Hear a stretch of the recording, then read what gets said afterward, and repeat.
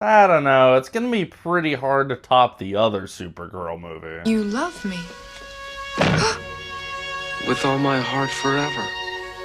A bird of free and careless wing was I through many a smiling spring. Let me behold you. Yeah. Supergirl is directed by Craig Gillespie, and it follows a young girl who seeks the help of Supergirl in order to go on a quest and take down the tyrant who killed her family. Meanwhile, this same villain has just poisoned Krypto the Superdog, so now in just 3 days' time, Supergirl and her new ally must take this guy down. I was mildly looking forward to this movie. I didn't think it looked great from the advertising, but I really enjoyed Superman for what it was last year despite its problems, and I think James Gunn's whole DCU thus far has been pretty solid.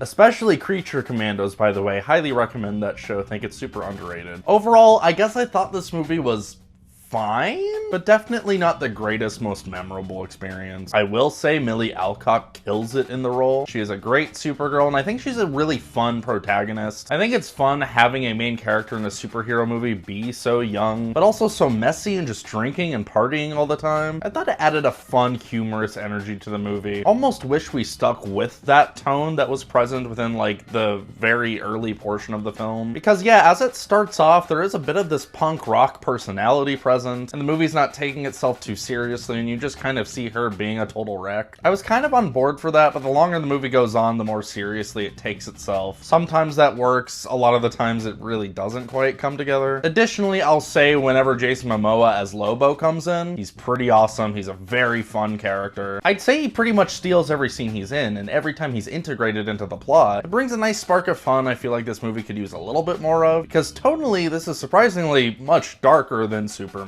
Whereas that was a bright, fun, optimistic, campy portrayal of the character. We spend a lot of time here in Supergirl in these grimy alien worlds. And something I do find welcoming is that there isn't this constant over-reliance on trying to be funny at every single second, which was sort of an issue I had with James Gunn's Superman. This movie, however, does take the time to really spend time with its characters, establish its world, and it really does have this dark tone throughout. Though that whole serious vibe they went for wasn't quite as engaging to me as what the movie was setting up early on, because it does become a pretty formulaic plot overall. And not that this would be a huge issue for this type of film, but yeah, it is insanely predictable. I think where it is more of an issue here is that the movie doesn't really do anything beyond its super predictable cliche setup. I could tell just from the trailers that I was slightly annoyed by the whole conflict of the film surrounding Krypto getting this poison, because yeah, there's absolutely no chance in hell they're gonna kill Krypto in the movie, nor would I want them to, but I'm just saying whenever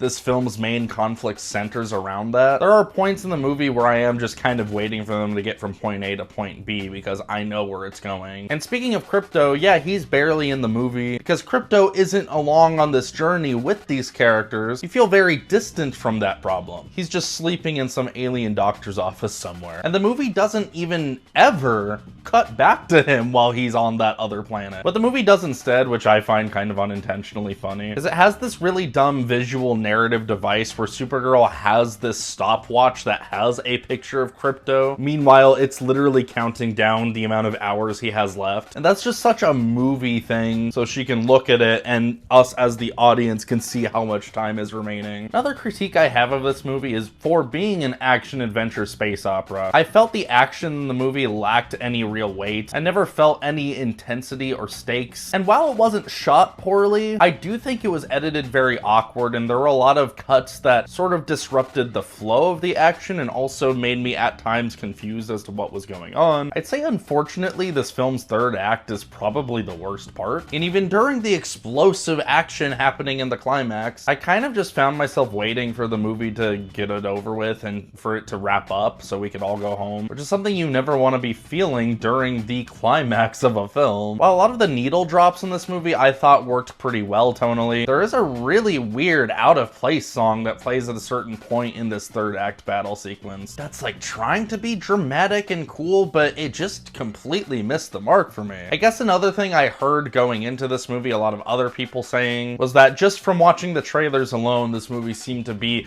copying a lot tonally from the Guardians of the Galaxy films. I think that's a somewhat valid comparison and criticism, and even having watched the film yeah, there are certain locations and characters that feel plucked right out of Guardians of the Galaxy. Unfortunately, one of those elements being a extremely generic antagonist that you won't remember anything about by the time the credits roll, who also is absent throughout large chunks of this movie. So whereas both aspects of this movie's conflicts are largely distant from the perspective that we're following, this movie really is riding on Supergirl and her friend, what's her name? Ruthie? Something like that? And Supergirl's great, she's fun. Her friend though, I don't know, that's just a character archetype I've seen so many times before. The child warrior eager to avenge a dead loved one, who ends up getting herself in way over her head. And while I appreciate that this film tried to take the time to massage out their character dynamic and really give them moments to talk and have heartfelt interactions between one another, I feel like I've just seen this dynamic so many times before. And I'll reiterate, it's not a problem when something does something formulaic, but I feel like the personality of the filmmaker really needs to interject some humanity into those sequences. It's not for lack of trying with this movie, but in the end, it feels kind of shallow and empty. I know it sounds like I'm being pretty harsh on Supergirl, but I would say I was enjoying myself decently well for the majority of the movie. Again, the third act began to frustrate me a little bit, especially at this one point, and I won't spoil it, but Supergirl makes a really strong decision at one point that I felt directly contradicted something she was just preaching a second ago. That was really weird, that was really frustrating, but yeah, aside from all that, I wouldn't call this a bad movie. I enjoyed myself for the most part watching it. It's a decent space adventure with a cool main character. My prediction would be generally most casual audience members would probably find this enjoyable, but nothing that'll stick with you or change your life or anything. But as for where I stand,